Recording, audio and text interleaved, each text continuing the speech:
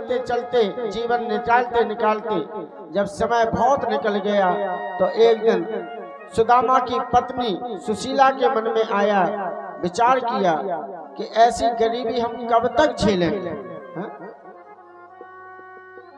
गरीबी सहन नहीं होती है माताओं से। जय श्री राधे। और 101 रुपए की राशि वालचंद प्रजापति कचनौदा कला की ओर से भेंट हुई है।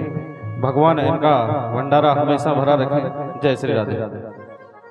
एक बार पुरुष तो सहन कर लेगा कि अब जैसा है सो ठीक है, लेकिन घर में चिंता होती है तो माताओं को होती है, क्योंकि जिम्मेदारियां भी ज्यादा हैं। घर की गृहस्थी की ज्यादा जिम्मेदारी इन्हीं लोगों पर है। सुशीला ने विचार किया कि ऐसी गरीबी हम कब तक भोगेंगे और कब तक हमारा ऐसे जीवन चलेगा। एक दिन सुशीला अपने पति सुदामा जी से कहने लगी, स्वामी ऐसी गरीबी कैसे भोगें, कैसे जीवन निकलेगा, बच्चों का पालन पोषण भी मुश्किल हो रहा है। तब भी सुदामा जी कहते हैं, देवी जैसी प्रभु की इच्छा। सुशीला ने कहा, स्वामी मैंने सुना है कि आपके बचपन के मित्र हैं, सखा हैं, जो आजकल द्वारकापुरी के राजा हैं। जैसे ही सुशीला ने कहा, सुदामा जी महाराज कहते हैं, देवी तुमने कितनी पुरानी बात याद दिला दी। अरे देवी वो हमारा मित्र है, सखा है, हम साथ में खेले हैं, कूदे हैं, पढ़े हैं, साथ में हम रहे हैं। हमारा तो वो बचपन का मित्र है, द्वारकाधीश है। देवी आज मैं अपनी कुटिया का राजा हूँ और वो द्वारकापुरी के राजा है। सुशीला के मन में आया, क्या करूं, कैसे करूं, कैसे अपने पति को मैं द्वारकापुरी भेजूं। देखो, पत्नी यदि कहीं तीर्थ यात्रा पे जाती है, ध्यान देना, या पत्नी कोई पुण्य धर्म करती है तो उस पत्नी का पुण्य धर्म उसी के पास में रहता है। जितना भी पुण्य करती है, भक्ति करती है, तीर्थ यात्रा करती है, दान करती है, जो कुछ भी करती है उसका फल उसी को मिलता है।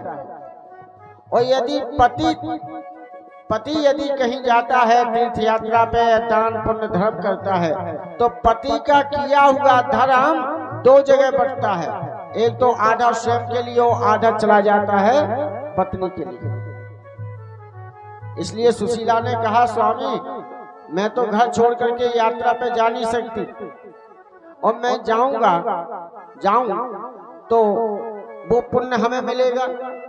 इसलिए स्वामी शास्त्रों ने कहा है कि पति का किया हुआ पुण्य धर्म पत्नी को प्राप्त हो जाता है। इसलिए मेरा निवेदन इतना है स्वामी कि वो द्वारका नाथ हैं, आप एक बार द्वारकापुरी जाकर के अपने मित्र द्वारकाधीश के दर्शन करेंगे तो आपको भी पुण्य मिलेगा और हमें भी पुण्य मिल जाएगा।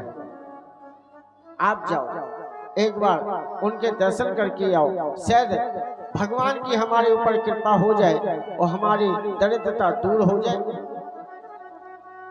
पत्नी की बात को सुनकर के सुदामा जी महाराज कहने लगे, देवी कैसे जाऊं तो जाऊं कैसे, क्यों?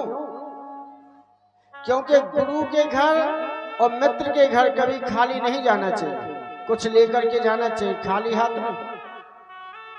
और मेरे घर में कुछ है नहीं तो हम क्या लेकर के अपने मित्र के घर जाएं?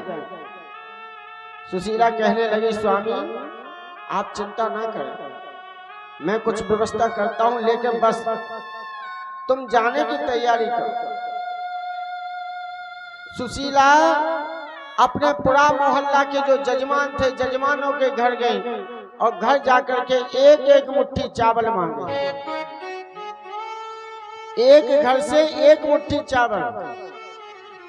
ध्यान देना, यदि सुशीला कह देती एक जजमान से कि हमें 5 किलो चावल चाहिए तो 5 किलो चावल जजमान दे देता, बगैर उसके दे देता, ले जाओ। लेकिन सुशीला ने केवल एक मुट्ठी चावल मांगे और एक घर से मांगे। क्यों? क्योंकि सुशीला जानती है कि हमारे पति बड़े सीधे सच्चे हैं। और जब हमारे पति द्वारकाधीश जाएंगे और द्वारकाधीश पूछेंगे कि तुम कैसे हो, तुम्हारा परिवार कैसे चल रहा है, तो हमारे पति जीवन में ये नहीं कहेंगे कि हम पर कितनी गरीबी है, ये बताएंगे नहीं। इसलिए सुशीला ने 5 घर से 5 मुट्ठी चावल लिए। क्यों? क्योंकि चावल कई प्रकार के हैं, कोई मोटा चावल है, कोई पतला है, कोई लंबा है, कोई टूटा है। इसलिए 5 घरों के चावल लाए और एक फटी सी कपड़े में बांध करके पुटैया बना करके अपने पति को दे दी। और सुदामा जी वो पुटैया लेकर के धीरे धीरे द्वारकापुरी के लिए चले।